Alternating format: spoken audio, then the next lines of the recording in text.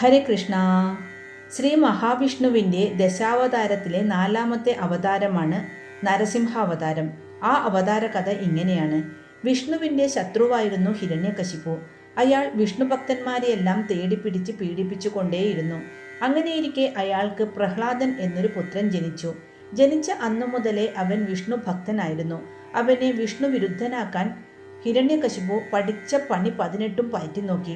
അതിനുവേണ്ടി അയാൾ ഒരു ഗുരുവിനെയും നിയമിച്ചു. പക്ഷേ എന്തുണ്ടായെന്നോ, പ്രഹ്ലാദൻ ഗുരുവിനെയും വിഷ്ണു ഭക്തനാക്കി മാറ്റി. അങ്ങനെ അവൻ അച്ഛൻ്റെ എതിരാളിയായി മാറി. ഹിരണ്യകശിപു കോപാന്തനായി.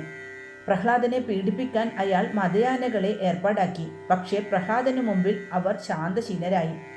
പിന്നീട് ക്രൂര സർപ്പങ്ങളെ പ്രഹ്ലാദനെ ആക്രമിക്കാനായി വിട്ടു. പക്ഷേ അവയുടെ വിഷപ്പല്ലുകൾ അടർന്നു വീണു. ഒടുവിൽ ക്രുദ്ധനായ ഹിരണ്യകശിപു പ്രഹ്ലാദനെ തീക്കുണ്ഡത്തിലെറിഞ്ഞു. അവൻ അതിൽ കിടന്ന് കത്തിയെരിഞ്ഞ് ചാമ്പലാകുമെന്നാണ് ആ പിതാവ് കരുതിയത്. പക്ഷേ പ്രഹ്ലാദൻ തീയിൽ കിടന്ന് ആഹ്ലാദിച്ച് ചിരിക്കുകയാണുണ്ടായത്. അവന് തീയിൻ്റെ ചൂട് കുളിരായി അനുഭവപ്പെട്ടു. മാത്രമല്ല, മറ്റൊരു അത്ഭുതവും അപ്പോൾ സംഭവിച്ചു. അഗ്നിയിൽ നിന്ന് ഒരു കൃത്യ ഉയർന്നു വന്ന് പ്രഹ്ലാദനെ കൊല്ലാൻ ശ്രമിച്ചു. അപ്പോൾ പെട്ടെന്ന് വിഷ്ണുവിൻ്റെ സുദർശന ചക്രം വായുവിൽ പ്രത്യക്ഷമായി. അത് പാഞ്ഞെത്തി കൃത്യയുടെ ഖണ്ഡം ഛേദിച്ചു കളഞ്ഞു.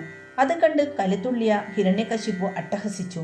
നിന്റെ വിഷ്ണു എവിടെ? അയാൾ അലറി. തൂണിലും തുരുമ്പിലും സർവ്വതിലും വിഷ്ണുവുണ്ട് എന്ന് പ്രഹ്ലാദൻ പറഞ്ഞു. അപ്പോൾ ക്രുദ്ധനായ ഹിരണ്യകശിപു അവിടെയുണ്ടായിരുന്ന ഒരു തൂണിൽ ചവിട്ടി.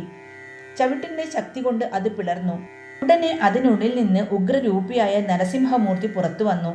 നരസിംഹം കശിപുവിനെ പിടിച്ച് തൻ്റെ മടിയിൽ കിടത്തി അവൻ്റെ മാറിടം പിളർന്ന് കുടന്മാലയെടുത്ത് കഴുത്തിലണിഞ്ഞു. ഹിരണ്യകശിപു തൽക്ഷണം മൃതിയടഞ്ഞു. പ്രഹ്ലാദൻ വിഷ്ണുവിൻ്റെ അവതാരത്തെ നമസ്കരിച്ചു. നരസിംഹം ശാന്തനായി. പ്രഹ്ലാദനെ അനുഗ്രഹിച്ച് നരസിംഹം അപ്രത്യക്ഷനായി. ഹരേ കൃഷ്ണ.